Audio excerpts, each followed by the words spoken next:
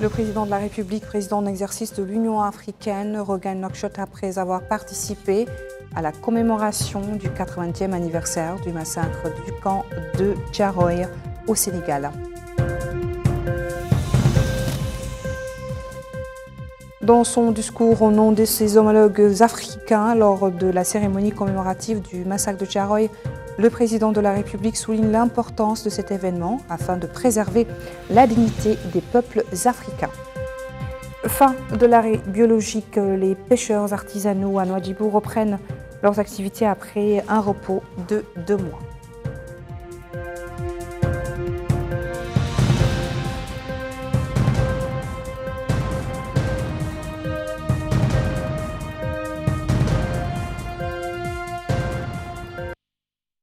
Bonsoir et merci de vous joindre à nous pour ce journal. Le président de la République, président en exercice de l'Union africaine, Mohamed Ould-Cheikh El Ghazouani, a regagné cet après-midi Nouakchott en provenance de la capitale sénégalaise. Il y a participé à la commémoration du 80e anniversaire du massacre du camp de Thiaroye près de Dakar. Le président a été reçu à l'aéroport international de Nouakchott, Tounsi, par le Premier ministre Mortar Djaye, par le ministre secrétaire général de la présidence de la République, Moulay Mohamed Wardaf, et les 2 ministres conseillers à la présidence de la République, Mohamed Abdallah Othman et Aïssata Bayaya, le ministre de la Justice, Mohamed Mahmoud Cherbouya, le ministre de l'Intérieur et la promotion de la décentralisation et du développement local, Mohamed Ahmed Mohamed Lemine, le wali de Nouakchott-Ouest et la présidente de la région de Nouakchott. Lors de sa participation à cet événement, le président de la République a prononcé un discours que je vous invite à suivre dans son intégralité. Excellence, Monsieur le Président de la République du Sénégal, Excellences, Messieurs les Présidents, Excellences, Monsieur le Premier ministre, Mesdames et Messieurs les chefs de délégation, Mesdames et Messieurs les ministres, Monsieur le Président du comité de commémoration, Messieurs les chercheurs,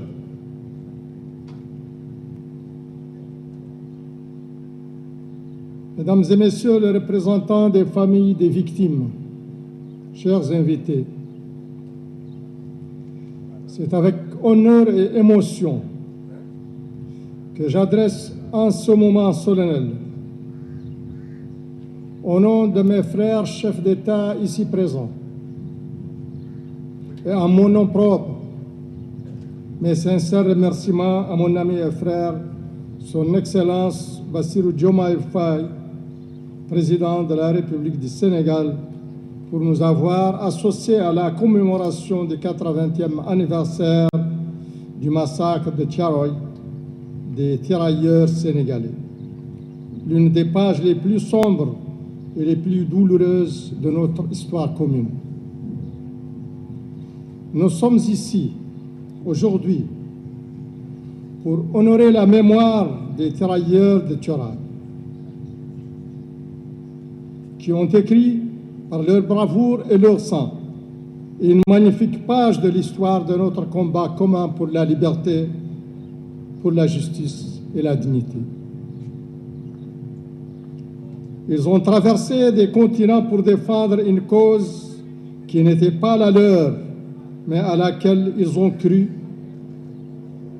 sur des terres qui ne leur étaient point familières et dans des conditions climatiques particulièrement hostiles. Cependant, cela n'a nullement entamé leur détermination, ni freiné leur ardeur au combat. Ils ont affronté la mort sur le champ de bataille et en sont sortis victorieux, contribuant ainsi à la victoire des Alliés et à la libération de la France. Pourtant, revenus dans la chaleur du pays natal, fiers de la victoire et prêts à embrasser la vie, la mort les a attrapés par la traîtrise en ce tragique 1er décembre de 1944, ici même dans cette caserne où l'écho de l'injustice criante, de l'ingratitude et du déni résonne encore, toujours et pour l'éternité. Nous nous recueillons aujourd'hui dans un esprit de respect et de reconnaissance, de souvenir et de mémoire, pour affirmer que leur sang versé sur cette terre n'a pas été vain et ne sombrera jamais dans l'oubli. Leurs sacrifices resteront gravés dans notre mémoire et présents dans la conscience collective de nos peuples. Leur épopée doit toujours nous rappeler qu'aussi intenses que soient les conflits et aussi profondes que soient les injustices, la vérité et le droit triomphent toujours inexorablement. À cet effet, je rends ici un hommage particulier au peuple et au gouvernement sénégalais, frères, pour les efforts qu'ils ont entrepris avec dignité et grandeur pour contribuer à restaurer la vérité et à préserver la mémoire de ces héroïques tirailleurs. Je me permets également de rejoindre mon frère et ami Bassirou Diomaye Diakhar Faye pour saluer ce qu'il a qualifié de grand pas, l'initiative du président de la République française, M. Emmanuel Macron, qui a reconnu le massacre perpétré par les forces françaises en décembre 1944 dans le camp de Thiaroye. Excellences, Mesdames et Messieurs, le massacre de Thiaroye symbolise la violence et le déni des droits fondamentaux dont les Africains ont si violemment souffert par le fait de la traite et des formes manifestes et insidieuses des colonisateurs. Mais, et c'est cela le plus important, ce massacre symbolise aussi, dans le même temps, l'inébranlable détermination des Africains à lutter pour leur dignité, leurs droits et à s'affranchir définitivement de toute forme de domination face à la détermination des puissances coloniales à préserver et consolider leur autorité.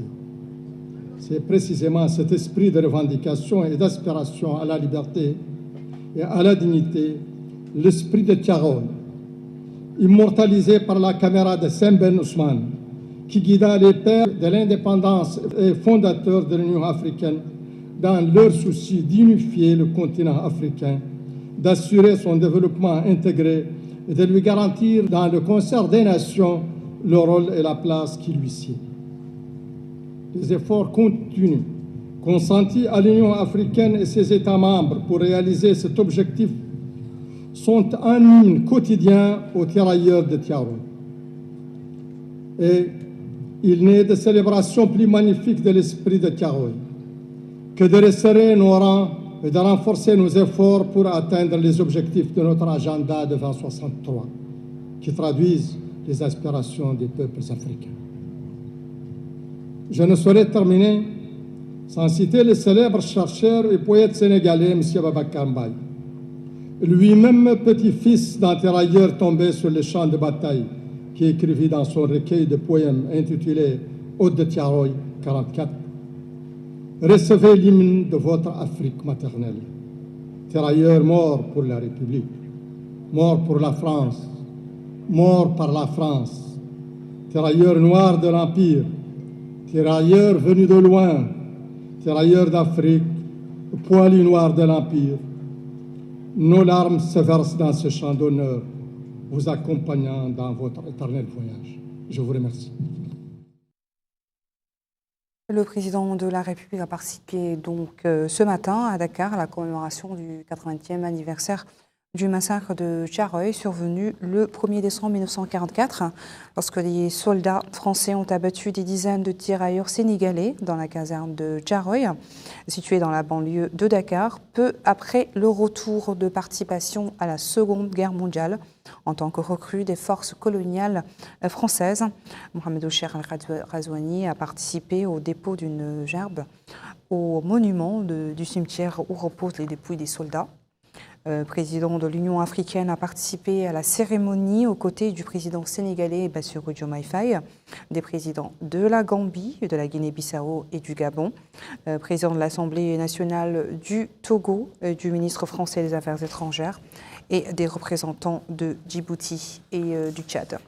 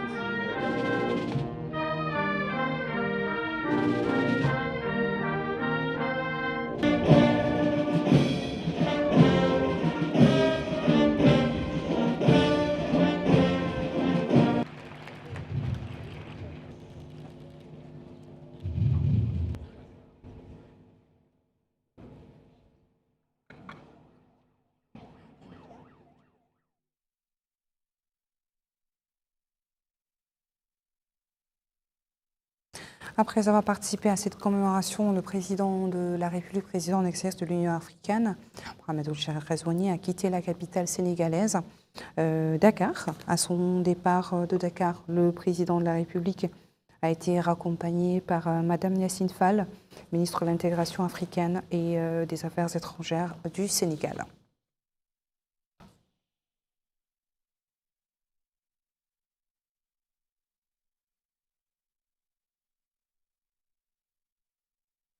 Le président en exercice de l'Union africaine, Mohamed Ould Ghazouani, est arrivé ce matin donc à Dakar. À son arrivée à l'aéroport de Dakar, le président a été accueilli par le Premier ministre sénégalais, Ousmane Sonko, le ministre de l'Intérieur et de la Sécurité publique du Sénégal, le général Jean-Baptiste Tine, les dignitaires sénégalais, l'ambassadeur de notre pays à Dakar et des membres de la mission diplomatique mauritanienne à Dakar. Les représentants de la communauté mauritanienne au Sénégal étaient également présents à l'accueil du président. Le président a été accompagné d'une délégation, Nani Choura plutôt, ministre chargé du cabinet du président de la République, Hanana Sidi, ministre de la Défense, des retraités et des martyrs, des enfants des martyrs, Ahmedou, ambassadeur de Mauritanie à Dakar, l'amiral Isselkou Ould El Wali, chef de l'état-major particulier du président, Harouna Traoré, chargé de mission à la présidence de la République, et Sidi Mohamed Jaber, chargé de mission à la présidence, El Hassan Ahmed, directeur général du protocole d'État. Le président de la République a quitté Nouakchott ce matin à destination de la capitale sénégalaise. À son départ de l'aéroport international de Nouakchott Tounsi, le président a été salué par le Premier ministre Mortar Djaï, le ministre secrétaire général de la présidence, Moulay Mohamed Ardaf, les ministres conseillers à la présidence, Mohamed Abdallahi Othman et Aïssata Bayaya, le ministre de la Justice, Mohamed Mahmoud Cheikh Abdallahi Bey, le ministre de l'Intérieur et de la décentralisation, Mohamed Ahmedou Mohamed Lamine, la directrice adjointe du cabinet du président, Madame Gandega Fatimata, le Wali de Nouakchott-Ouest, et la présidente de la région de Nouakchott. Hier soir, la commune de Riyad a organisé une activité publique pour passer en revue les projets de développement attribués à la municipalité dans le cadre de la modernisation de Nouakchott, qui constitue une priorité pour les habitants de la Mourata de Riyad. La commune de Riyad profitera de cet ambitieux projet de modernisation de Nouakchott dans le domaine de l'éducation. 4 nouvelles infrastructures éducatives seront construites, tandis que des travaux seront réalisés pour rénover et réhabiliter les écoles existantes, en plus de la construction de 2 centres de santé et leur équipement.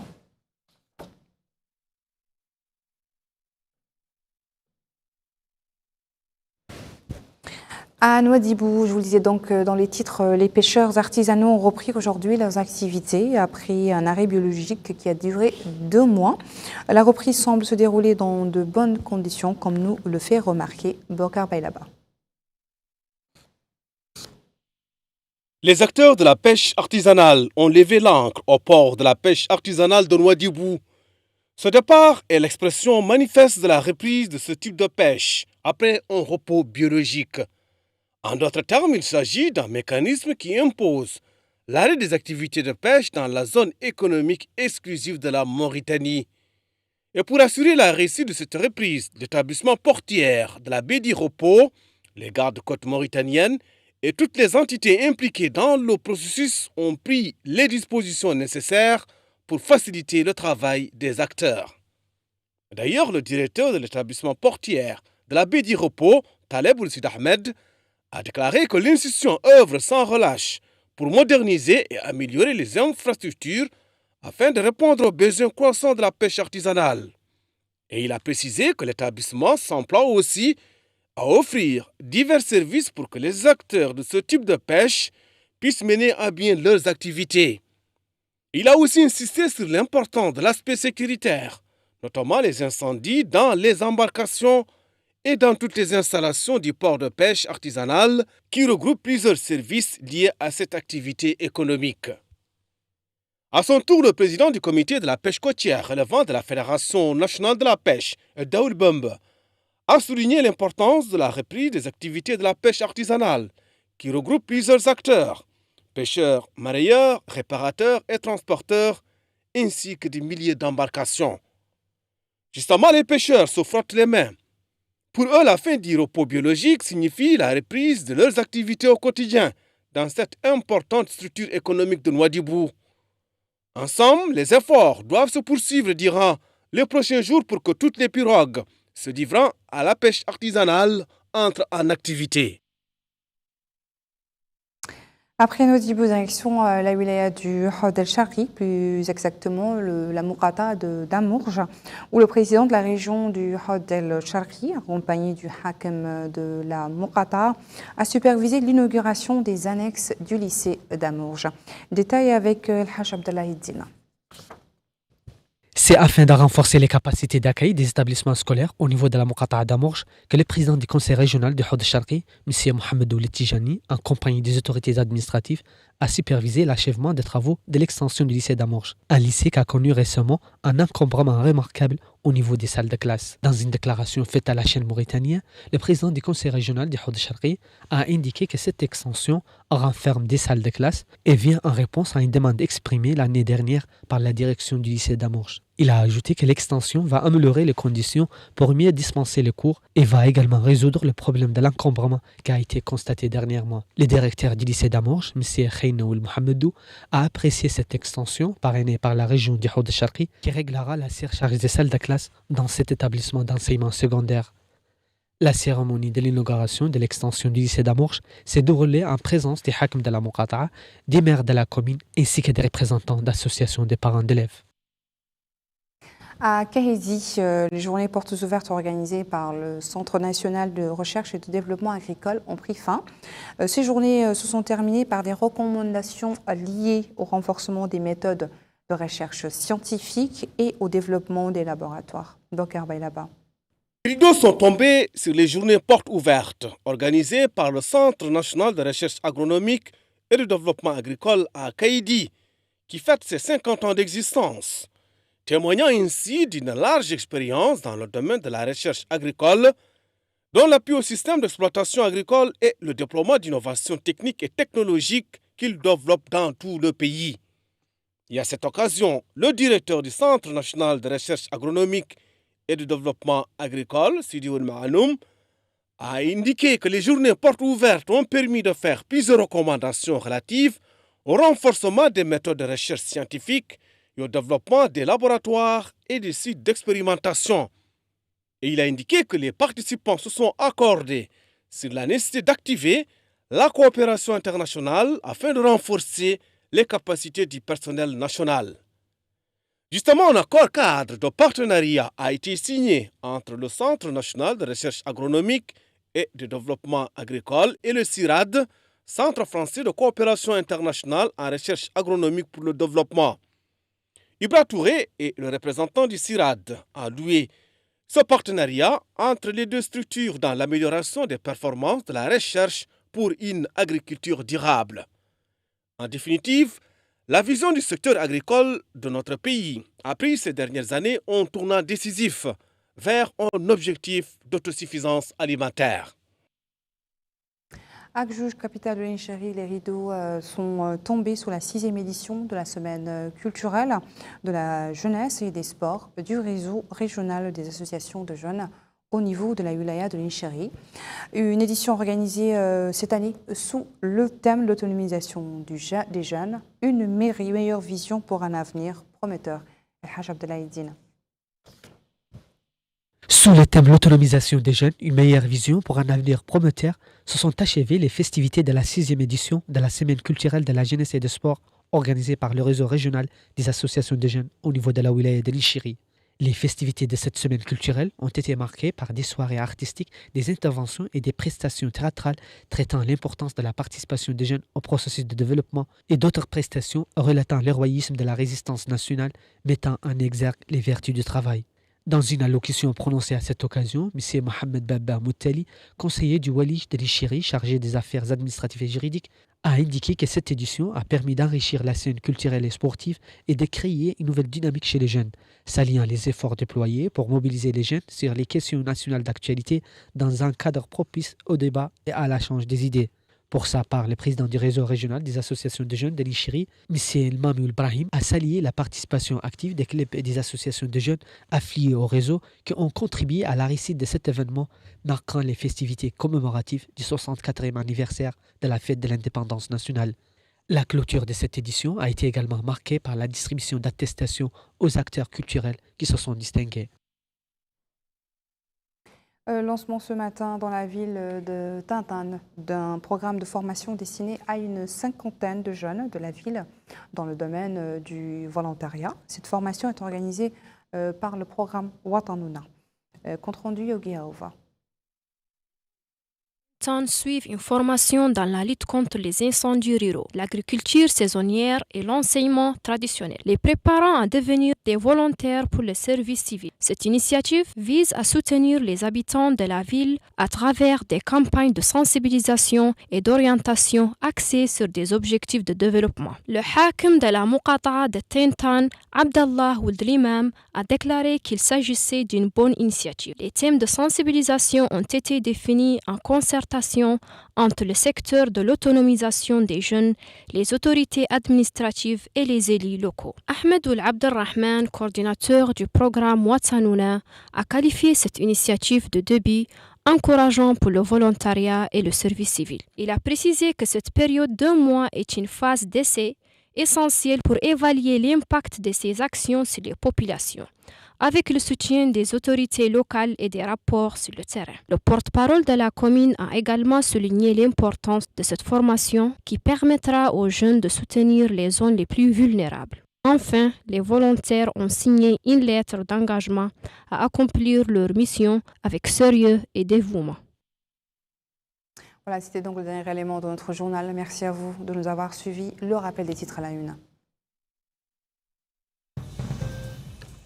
Le président de la République, président en exercice de l'Union africaine, regagne Nouakchott après avoir participé à la commémoration du 80e anniversaire du massacre du camp de Thiaroye au Sénégal. Dans son discours au nom de ses homologues africains lors de la cérémonie commémorative du massacre de Thiaroye, le président de la République souligne l'importance de cet événement afin de préserver la dignité des peuples africains. Et fin de l'arrêt biologique, les pêcheurs artisanaux à Nouadhibou reprennent leurs activités après un repos de 2 mois.